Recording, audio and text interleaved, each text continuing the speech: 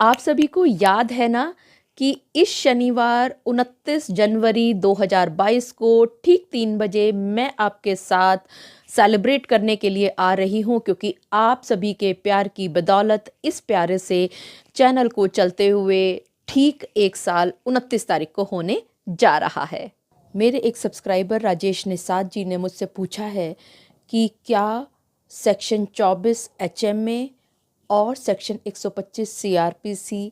दोनों में पत्नी को गुजारा भत्ता देना पड़ेगा। अब इसी तरह की बहुत सारी परेशानियां बहुत सारे सब्सक्राइबर्स के सामने आती हैं और बहुत सारे लोगों ने मुझे बार बार ये सवाल पूछा है कि क्या किसी एक पति को अपनी पत्नी को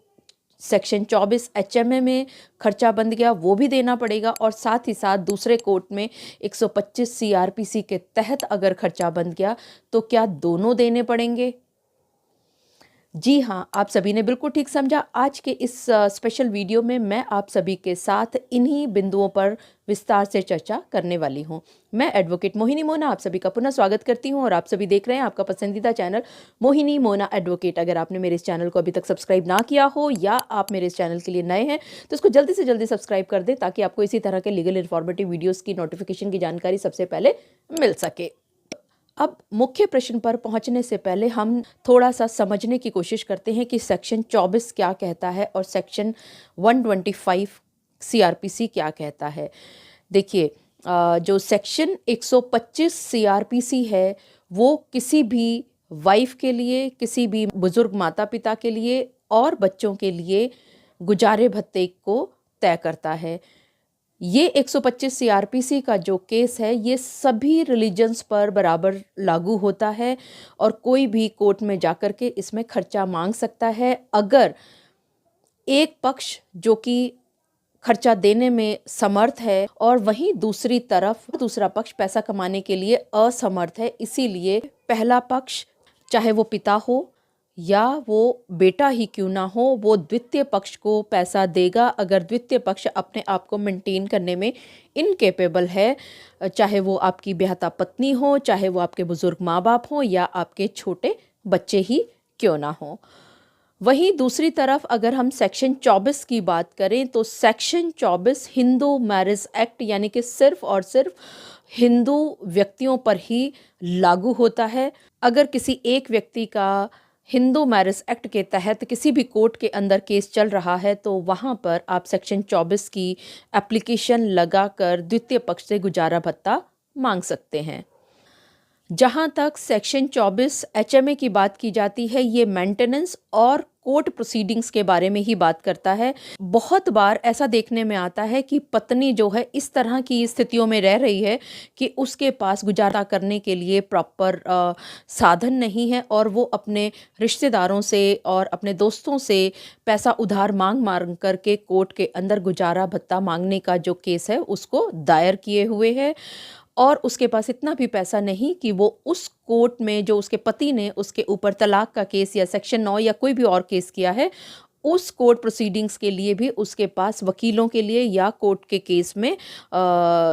लड़ने के लिए उसके पास पैसा नहीं है, तो वो सेक्शन 24 के तहत गुजारा भत्ता मांग सकती है। इसी तरह से अगर हम सेक्शन 25 हिंदू मैरिज एक्ट की बात करें तो ये परमानेंट मेंटेनेंस एंड एलिमनी की बात करता है। अब आते हैं मुख्य प्रश्न की ओर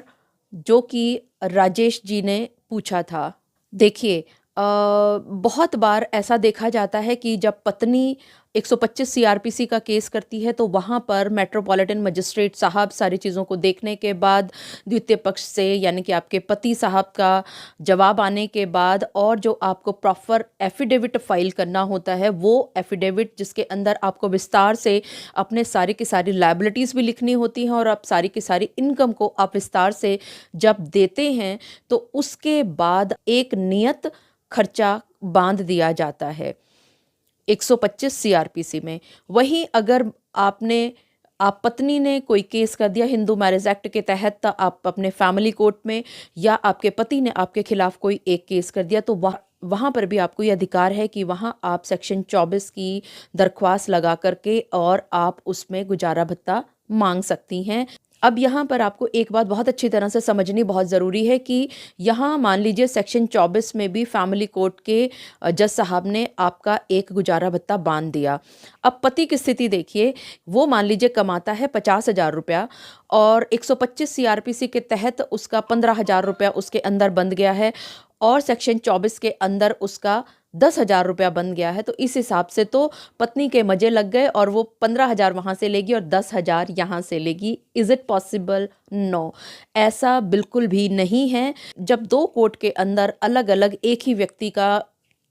ही व्यक्ति से गुजारा भत्ता बांध दिया जाता है तो हमेशा ये देखा जाता है कि एक जगह पर आपका 15,000 है और दूसरी जगह 10,000 है, तो आपका फ़ायदा 15,000 रुपये लेने में है, तो आप कोशिश करेंगी कि 15,000 रुपया एक कोर्ट से लेती रहें और जहाँ पर आपका 10,000 रुपया बंधा है वहाँ पर आप जाकर के बताएं कि मुझे सो एंड सो कोर्ट से 15,000 रुपया मिल रहा है, तो ये जस्टिफाई हो जाता है। इसी तरह से एक दूसरे उदाहरण के तौर पे देखते हैं कि मान लीजिए 125 सीआरपीसी के तहत आपका 10,000 रुपया खर्चा बंधा है और सेक्शन 24 एचएमए में आपका 15,000 रुपया बंध गया है, तो वो 15,000 रुपया आपका हिंदू मैरिज एक्ट के मेन केस के साथ जुड़ा हुआ है। जब तक आपका वो केस चलेगा तभी तक आपको उस केस में गुजारा भत्ता देना होगा। जैसे ही वो केस खत्म होगा आपको वो गुजारा भत्ता नहीं देना। अब मान लीजिए कि यहाँ पर आपका 15,000 रुपया बंध गया था और वहाँ पर 125 सीआरपीसी जो कि परमानेंट है आपका, उसमें सिर्फ 10,000 बंधा है। तो अभी जब तक ये हिंदू मैरिज एक्ट का आपका केस चल रहा है तब तक पत्नी भी ये कोशिश करेगी कि 15,000 रुपया वो इस कोर्ट से लेती रहे, लेकिन जैसे ही ये केस खत्म होगा आपका गुजारा भत्ता यहाँ पर बंध जाएगा और उसके बाद आप सेक्शन 125 सीआरपीसी के तहत 10,000 रुपया ही गुजारा भत्ता लेने की अधिकारिणी होंगी। आशा करती हूँ राजेश जी आपकी शंका का समाधान हो चुका होगा। अगर आपको मेरा ये वीडियो अच्छा लगा तो इसको लाइक, शेयर और कमेंट करना ना भूलेगा। और हाँ, अगर आप मेरे इस चैनल के लिए नए हैं या आपने मेरे इस चैनल को अभी तक सब्सक्राइब नहीं किया है तो इसको जल्दी से जल्दी सब्सक्राइब कर दें ताकि आपको इसी तरह की लीगल इन्फॉर्मेटिव जानकारी सबसे पहले मिल सके। अपना और अपने परिवार का बहुत अच्छी तरह से ध्यान रखिएगा। Thank you, take care, bye bye.